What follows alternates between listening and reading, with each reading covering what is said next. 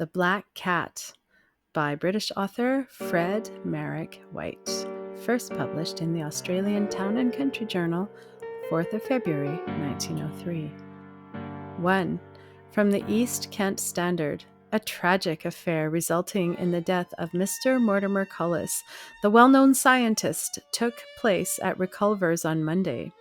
It appears that the deceased gentleman and his friend, Mr. Philip Lyne, professor of physics at University College, were making a series of experiments on heat with the aid of magnifying glasses.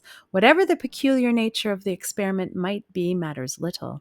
In the course of the proceedings, it became necessary for the two gentlemen to separate, Mr. Colles proceeding some 600 yards away from his companion in the direction of the sea, the whole business taking place on the cliff. Nobody appeared to be moving, the cliff line thereabouts being particularly flat, sterile, and uninteresting. It would have been difficult for a rabbit to pass without notice. On the verge of the cliff towards which Mr. Colles made his way stand the ruins of a martello tower. The tower is not more than 6 feet high, and nothing but the bare circular walls remain. At this moment, the passing of the sun behind a cloud checked the progress of the trifling experiment. Doubtless, in a fit of idle curiosity, Mr. Colles peered into the tower. 10 minutes elapsed, and he failed to emerge. Naturally, Mr. Lyne grew somewhat impatient. After hailing his friend without avail, he entered the tower, and thereupon was horrified to find Mr. Colles lying there dead, his throat cut from ear to ear in 3 distinct places. The clothes of the deceased were torn from his shoulders, or rather cut off in some strange fashion. Death must have been instantaneous. An inquest will be held in due course. The inquest connected with the above case was held at the Lyne Hotel, Reculver's, on Tuesday evening. After evidence of identification and the usual official routine, Mr. Philip Lyne was called. Questioned by the coroner, he said that he had known the deceased many years. He had always been regarded as a genial and entertaining man, and one, moreover, of great physical and mental strength. The coroner: was Mr. Colles as cheerful lately as usual? The witness replied that he was bound to say no. He had every reason to believe that the deceased gentleman was worried over a knotty problem of considerable scientific importance, and that he had complained of want of sleep. The nerves of an imaginative man were easily upset. Dr. Heather was the next witness called. He deposed to the nature of the wounds, and was emphatic in his declaration that they could not have been self-inflicted by the coroner. Were they all fatal wounds? Witness: undoubtedly. The carotid artery was severed in 3 places. The deep slashes across the throat might have been planned out with a ruler and compass, so mathematically regular were they.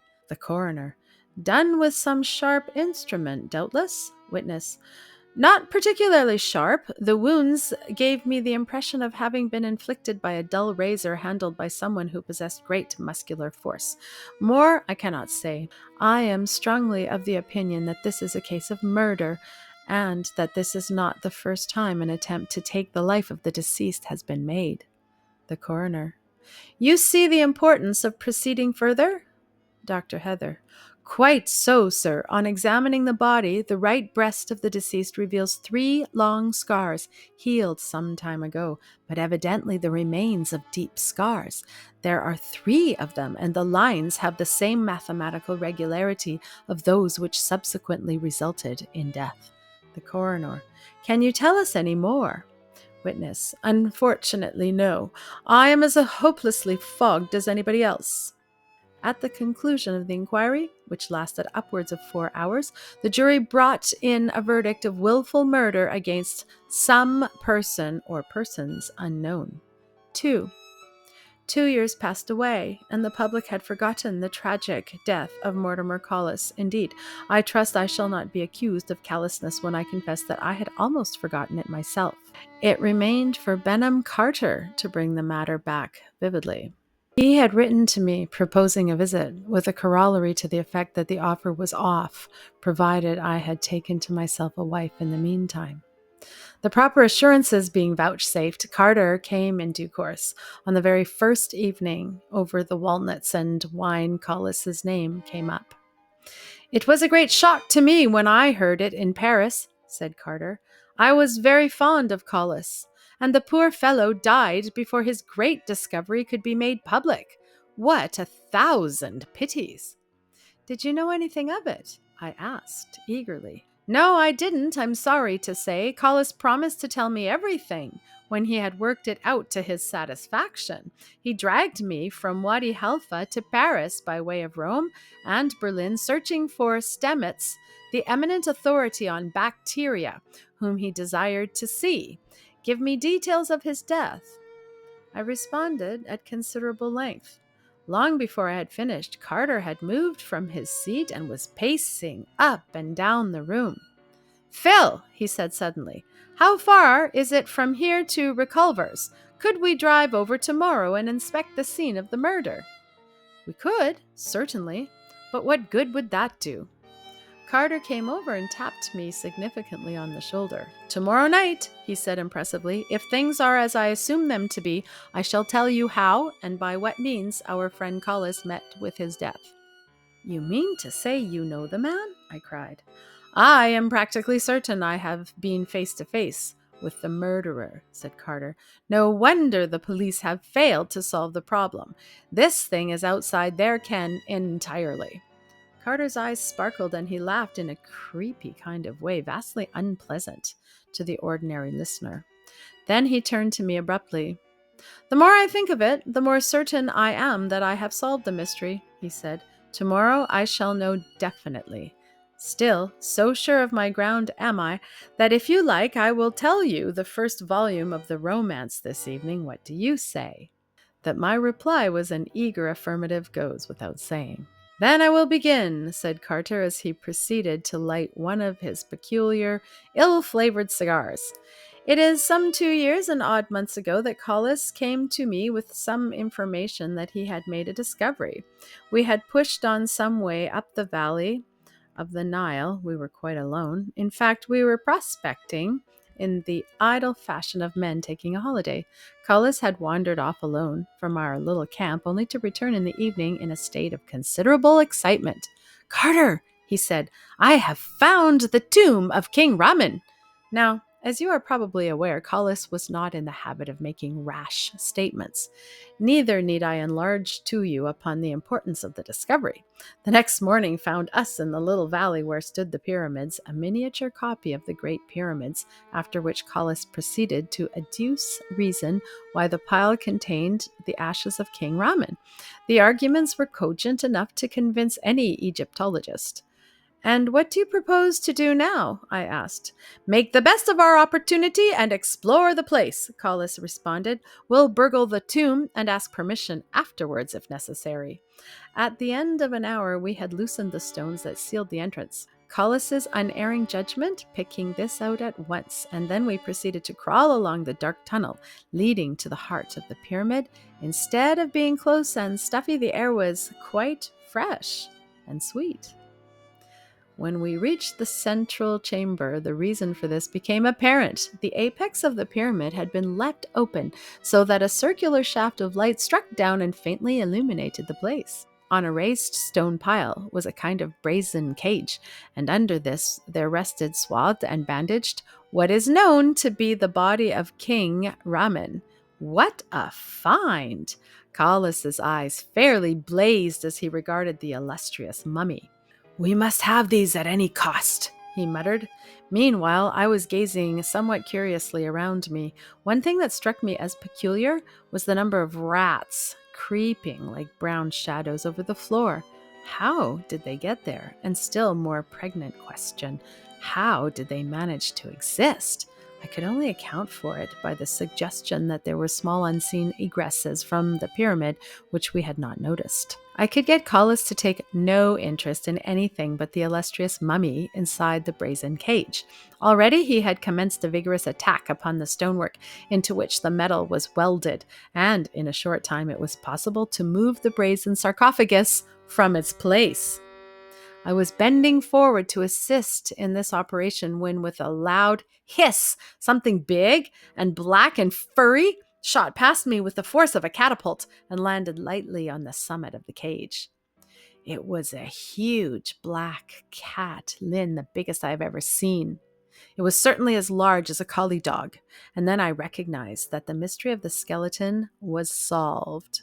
The animal that confronted us with almost devilish menace must have been born and bred in the pyramid, the descendant of a pair, doubtless placed there thousands of years ago. "A dangerous and repulsive brute," said Colles. "Just as well to see if there are any more before proceeding further." A careful investigation failed to discover another cat.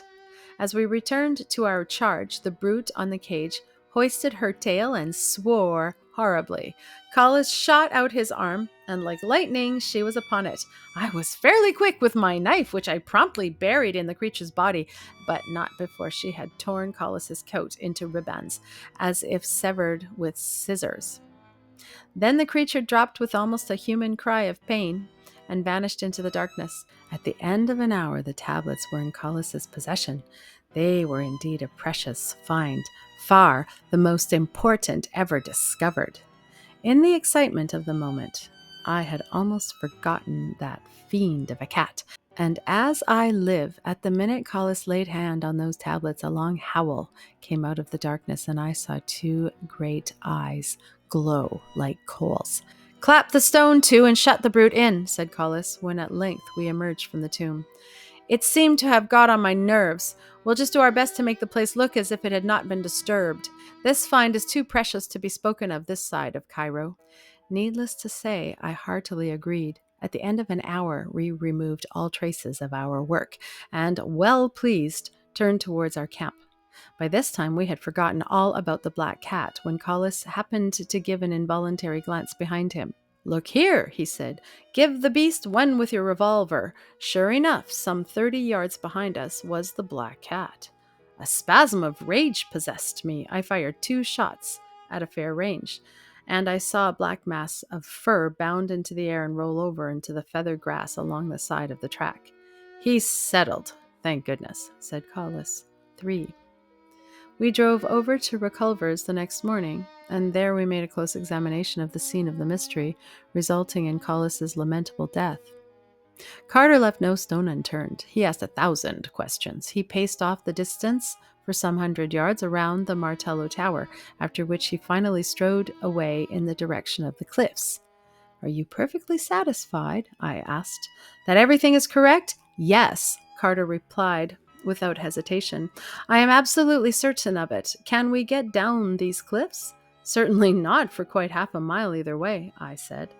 "All the same, I'm going to try," said Carter. "These chalk cliffs are a bit dangerous, but I am skilled at this sort of thing. I am a lightweight, and I shall come to no harm. Don't be anxious about me." Still, I was anxious till Carter returned, and I was glad to see him safe on terra firma again. There was a subdued but certain triumph on his face that aroused my curiosity. My inquisitional nerve remained on the stretch till after dinner. It was with a feeling of relief almost that I saw Carter light one of his unspeakable cigars and lean back in his chair. "You are doubtless on tenterhooks to hear the completion of my story," he began. "I should have confided it to you last night, only I could not be absolutely certain of the facts as I am now." "Then no doubt longer exists?" I asked. "None whatever," Carter replied emphatically. "I have solved absolutely, beyond question, the mystery of poor Colles's death, and the evidence to clinch it I discovered during my climbing expedition this morning." Go on, I cried impatiently. "Festinellante, old man. Before going on, I shall have to retrace my steps a little. In fact, I shall have to go back to the time in Paris when I joined Colles, when he was hunting stemets. We were staying in a small old-fashioned hotel, not far from the Rue de Rivoli, as both Colles and myself have a rooted dislike to the modern caravanserai. The place was dark and somewhat gloomy indeed. Along the corridors and in the big dingy bedrooms, a score of murders might have been committed with impunity. Colles and I were going upstairs one evening when we found on the landing a waiter or two with a couple of chambermaids simmering with excitement. The cause of the hubbub was found to be the invasion of the house by a huge black cat, which finally had been driven out on to the roof by a courageous garçon. "But such an awful brood, monsieur," said the chambermaid, "as big as a dog, ma foi, and eyes like pale blue saucers. It must have escaped from the show." "We must lay a trap for the creature," I said, "and see that next time we don't make a mistake." I sat on the edge of my bed a little later, lighted a cigar, and fell into a reverie. Just as my cigar had burnt down to my fingers and I was drawing the last fragrant whiff, I was startled by a queer, strangled scream. Almost before I could rise to my feet, the sound came again, and then I recognized the voice and the direction of the cry. They came unmistakably from Colles's bedroom. Like a flash, I tore across the corridor and burst upon Colles's door. Colles, stripped to his pajamas, lay upon his bed, fighting and clutching at some black object rolled upon his chest. "For heaven's sake, hurry," he gurgled. "You'll find my revolver under my pillow. The brute's throttling me." Directly I had that weapon in my hand, and the cat jumped to the floor, swearing horribly. It came as a great relief to me to find that Colles was not greatly injured. The loss of blood was not much to speak of, but Colles was shivering and trembling. His face had the ghastly blue look of one who has received a great shock, and, as you know, Colles was anything but a coward. Colles was not able to leave Paris for a day or two, and in the intervening hours we discussed the black cat from every point of view. How the brute had contrived to follow Colles to Paris was not so much of a mystery after all. A cat can find its way anywhere. It could travel easily on the axle of a railway engine. In the darkness, it could easily slink aboard a steamer and live on the mice and rats in the ship's hold. That part of the problem we had no difficulty in solving. I did not accompany Colles to London because you already know I had business elsewhere.